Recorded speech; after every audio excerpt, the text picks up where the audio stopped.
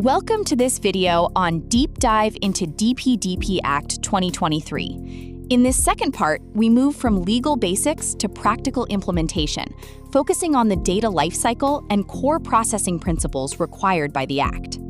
Understanding the data lifecycle is essential for compliance. This video outlines how personal data moves through an organization, the controls required at each stage, and how to effectively manage operational risk. It explains how personal data should be handled from the moment it is collected until the moment it is erased. The main aim is to connect legal obligations with day-to-day business operations, systems, and teams. By the end of this video, you will be able to map data life cycles, apply purpose limitation and minimization, identify quality checkpoints, define necessary security controls, and build robust retention and deletion logic. You should be able to review a business process and identify how personal data enters, moves, changes, and exits the system.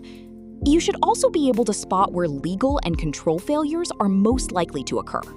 Personal data undergoes a continuous journey through an organization. From collection to disposal, our goal is to manage this data responsibly, to foster trust, ensure full compliance with the Act, and minimize risk. The lifecycle view helps organizations understand that privacy compliance is not a one-time event at the point of collection. Every later activity, using, combining, storing, sharing, updating, and deleting data must also remain compliant. Effective data management begins with lawful and necessary collection. You must ensure that only required information is gathered, that every collection activity is tied to a valid legal basis, and that speculative data fields are avoided. Collection is where many privacy issues begin. Bad form design, overly broad onboarding processes, or collect now, use later thinking can create both compliance risk and data management burdens.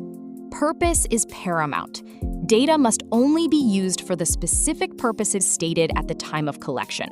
Do not silently expand use cases later, and always reassess the legal basis if a new purpose arises.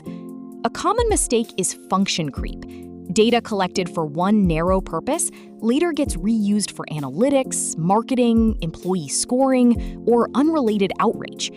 This video will make clear that each new use must be justified, rather than assumed. Applying the principle of data minimization reduces risk significantly.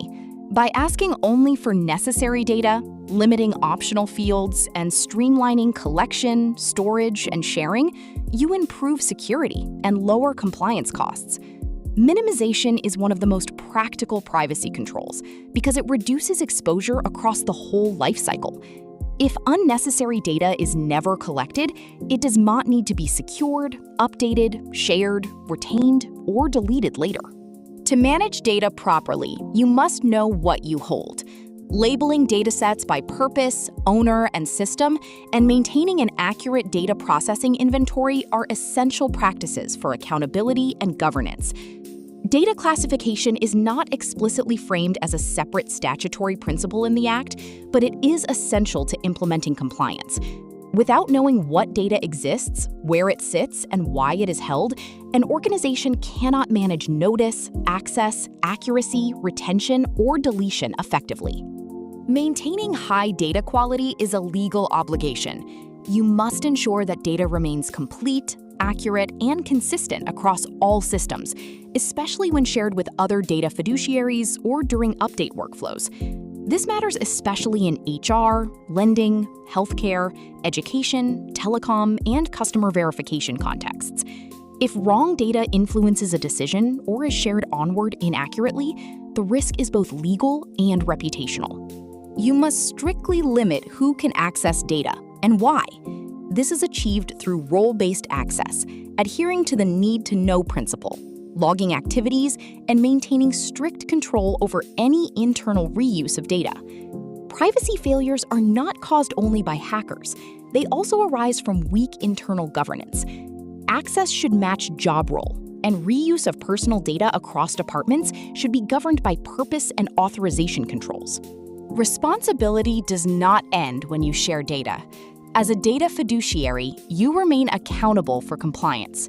Use strong contracts, conduct ongoing oversight, and provide clear deletion instructions to any third-party processors.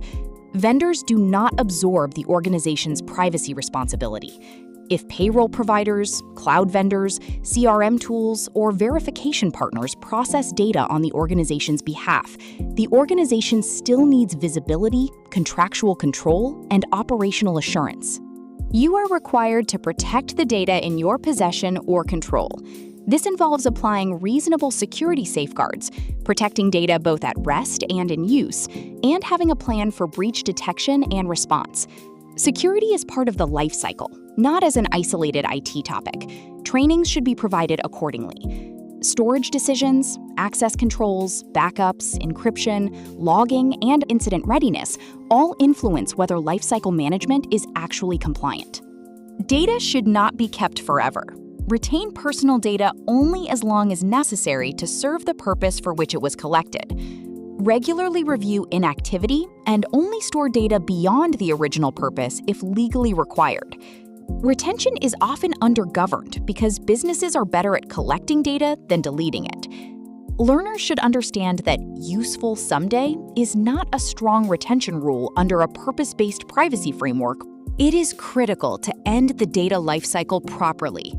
Erase data when consent is withdrawn, when the purpose is fulfilled, or when it is no longer required, and ensure that any processors also delete that data.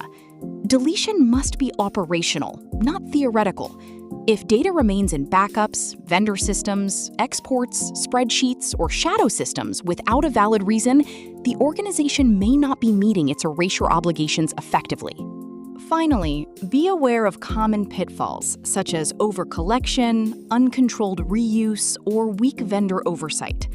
By building a privacy-first culture and aligning your people, processes, and technology, you can stay compliant and accountable. These are some of the failure patterns in organizations that you need to be aware of. Teams in charge of products, operations, HR, IT, etc. should be aware of the such patterns that needs to be avoided. This slide illustrates a customer onboarding lifecycle map. It breaks down the process for a financial services platform, outlining the objective, service examples, and key principles for personal data collection and usage. You can pause the video here and work on this scenario for hands-on experience. This exercise helps you visualize the entire life cycle instead of focusing only on collection. It is especially useful because onboarding often triggers storage, verification, internal review, processor sharing, and long retention periods. To build a lifecycle control map, follow these 5 steps. Defines process, identify data fields, map lifecycle stages, assign controls, and define retention and deletion triggers to ensure auditability and compliance. You can take up one use case, such as HR onboarding, app registration, customer support, or event registration. You should map where personal data enters, where it moves, who accesses it, which processor receives it, how long it is kept, and when it should be erased. For further learning, a detailed guide with practical examples is available on the DPDP Mentor website. This resource explains how to build your own data lifecycle control map under the DPDP Act.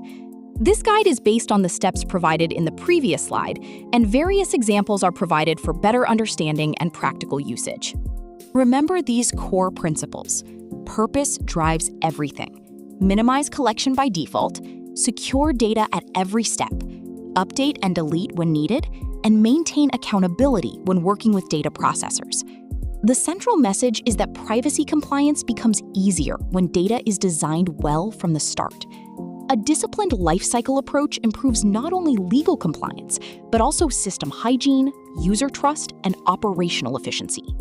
If you are interested in trying out the DPDP Act provisions, you can use the Consent Manager simulation portal at myconsentmanager.co.in to test your integrations as a data fiduciary or data principal. We recommend the Calpi Quiz app, available on the Google Play Store, to test your knowledge of cybersecurity, the DPDP Act, and other important topics. The app offers various levels of difficulty and interactive assessments to improve your awareness. Thank you for watching this video relating to Deep Dive into DPDP Act 2023. Hope you now know more about data lifecycle and processing under the Act. This was the 36th video in this series released by DPDPA Please visit our YouTube channel, DPDPA Mentor, as well as our website, dpdpamentor.in, regularly to check out other informative resources. Wishing you a successful DPDP Act implementation.